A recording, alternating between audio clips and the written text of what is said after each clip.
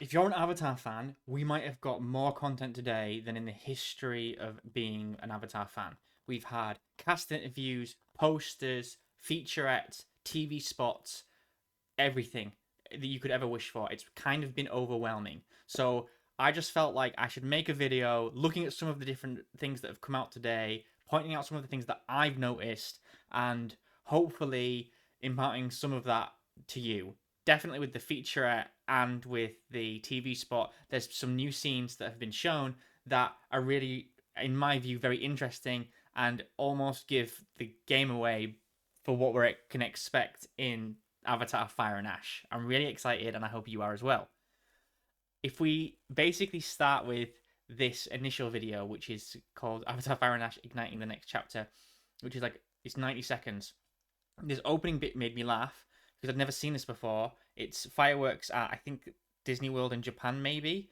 If you thought Basically, where they shot fireworks. I think it's almost certainly fireworks, and it spells out Avatar right about there.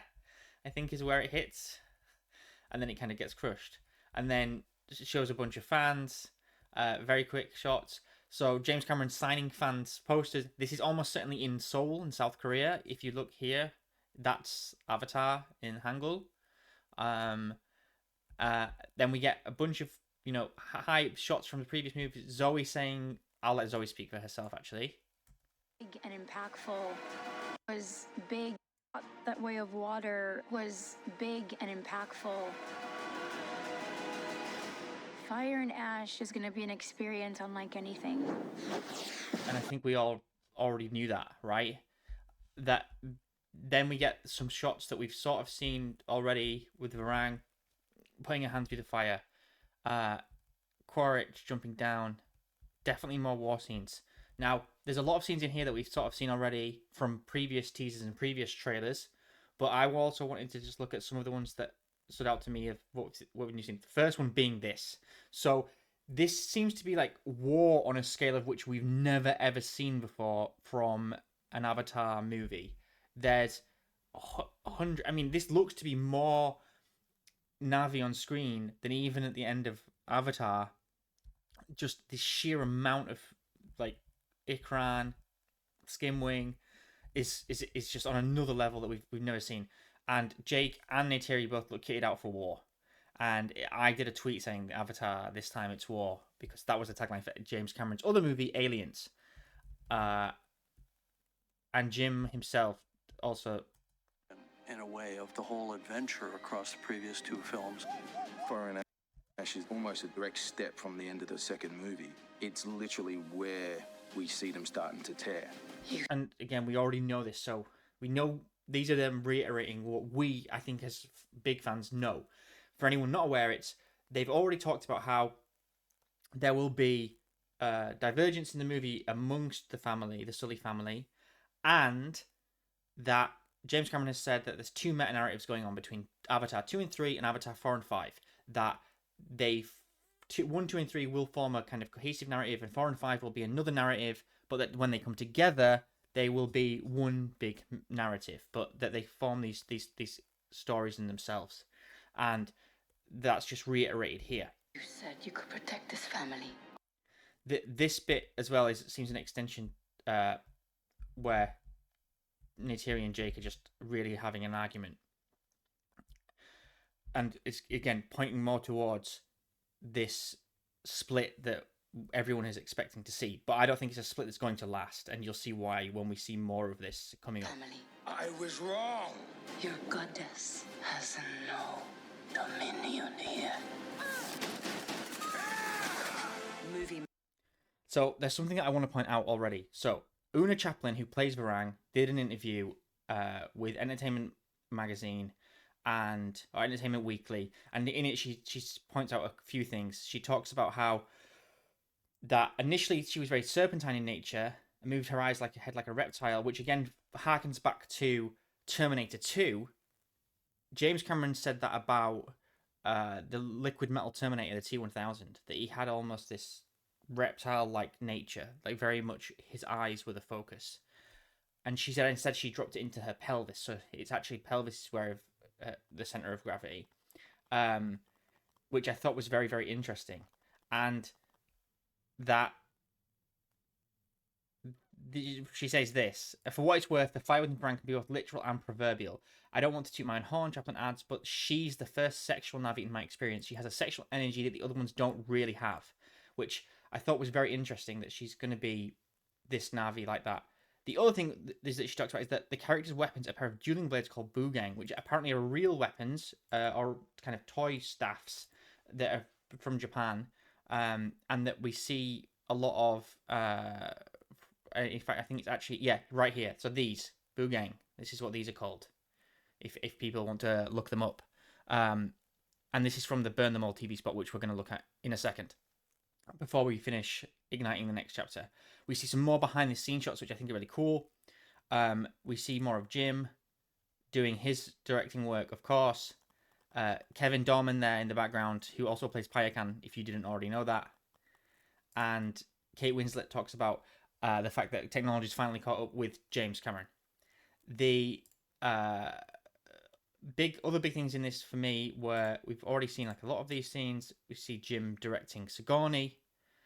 We see more of them. This I think is from some element which I was confused by, is that there's this. If this is the forest, it looks very artificial, but I know it's from the volume. That this is slang with Jake and the kids. So obviously a scene that we've already seen before. I'm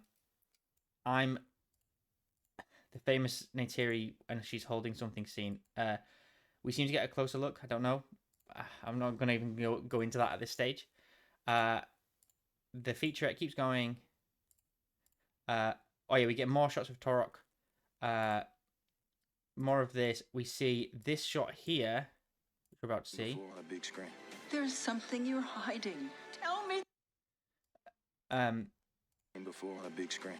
That this huge battle's going on that we've already seen with the Vortex. And that's kind of it for all the footage in the featurette. Then we get this TV spot that I feel like has a lot more new scenes in it. We've already seen this fire dance. I've made a short about this previously. This fire dance where we've seen Varang dancing in front of it, and this here. We see it, I think this is Soraya and Loak flying towards the Wind Traders. Again, we see them on the Wind Trader ships, and that the world of Avatar is going to change forever, basically. I thought this was interesting. So it's the scene with Kiri and Moat. Moat looks to me to be, I don't know, does she look younger than she was in the original movie? I don't know. Maybe it's just that, obviously I know all the designs have slightly changed, but finally seeing Moat on screen in her kind of Avatar 2 and 3 mode made me sort of laugh, and I was like, "Whoa, that's interesting." And then it changes forever. The world will change forever. Kiri jumping off into Cove of the Ancestors, which I thought was interesting.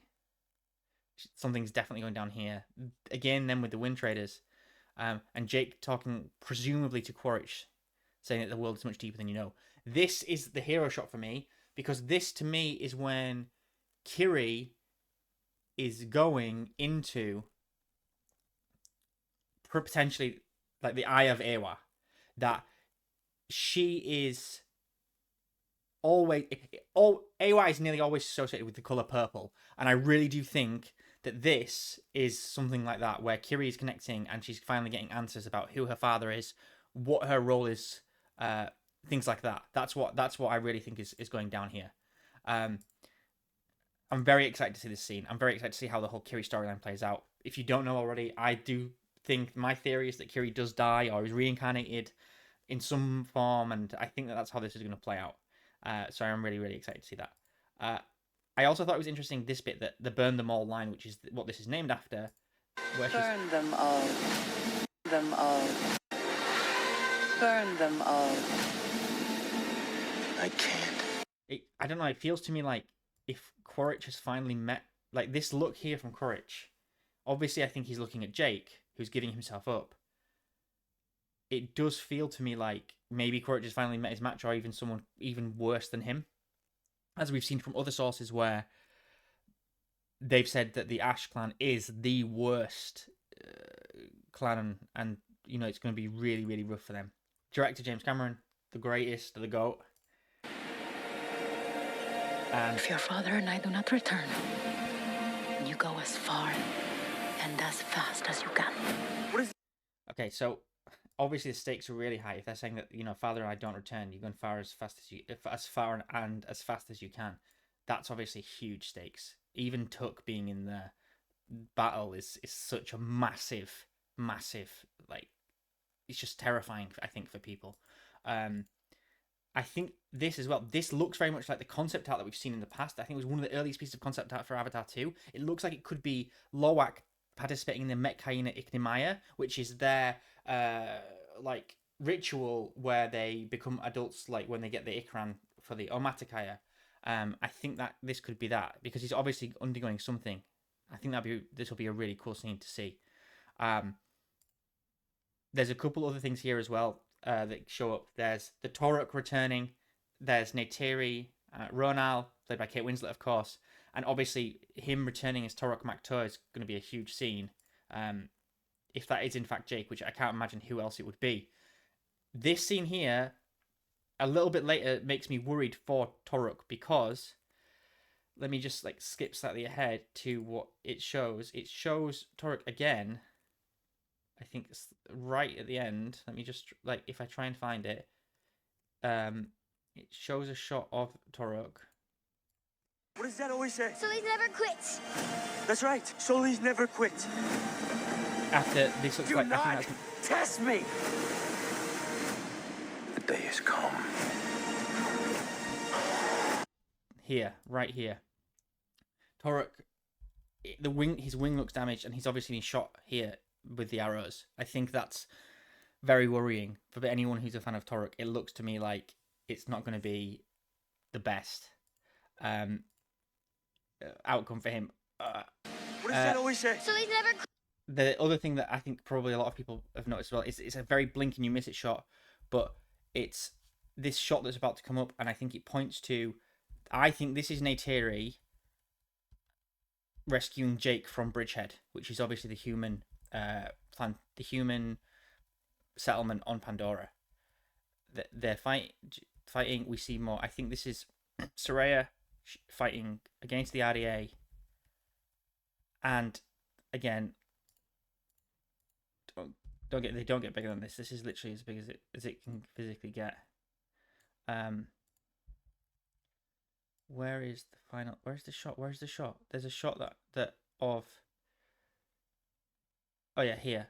I think this comes before the one that's later, where Neytiri is dressed in the red paint, and in the background we see, for a split second, this. That looks to me like an Ikran with red paint on. That's Neytiri's Ikran, that she's used the disguise to rescue Jake. That's what I think. This is where I think this is placed in the timeline. So yeah, I mean, a massive amount of content, and you can see it even here. This shot looks to me like, again, it's on Bridgehead. It's not on one of the ships. So we are seemingly going to get action from Bridgehead, which I think is absolutely amazing. And then the final piece of content that we've got loads of today, just scrolling through the socials, you can see it all, is loads and loads of these posters for different formats. So Screen X, 40X, Feeling 40X, Avatar, Fire and Ash. Neytiri looking very menacing here. Loak, Fandango with theirs. Again, another Fandango poster, which I think is really cool. Of Varang, the featurette, Dolby Cinema. Now, I often see a lot of questions where people say, what format should I see Avatar in? And personally, from personal experience, the best that I've ever seen it is in Dolby Cinema. But I think for you should just see Avatar. 3D is preferable if you can, but see it, in a place that you're comfy, that you can enjoy watching that movie. That's really the best place, I think, to see Avatar.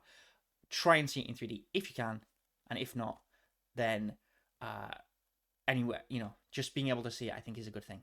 I'm really, really excited by what we've seen today. I think there's been an absolute treasure trove of content for us to pore over.